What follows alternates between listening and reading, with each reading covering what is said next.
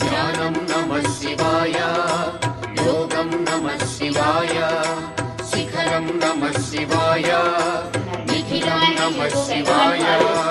నమః శివాయ నమః శివాయ నమః శివాయ నమః శివాయ నమః శివాయ ఓం నమః శివాయ.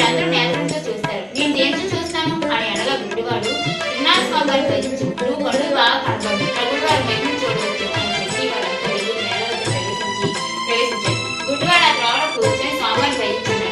అట్లా భజించేటండగా కొంచెం కొండలు కనిపించింది. అప్పుడు గుడ్డివాడు కొంత దూరం పోయాడు. దాంట్లో కూర్చొని దాన్ని చూస్తూ నమః శివాయ నమః శివాయ నమః శివాయ ఓం నమః శివాయ.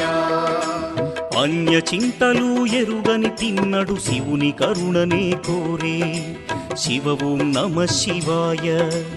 అమిత భక్తితో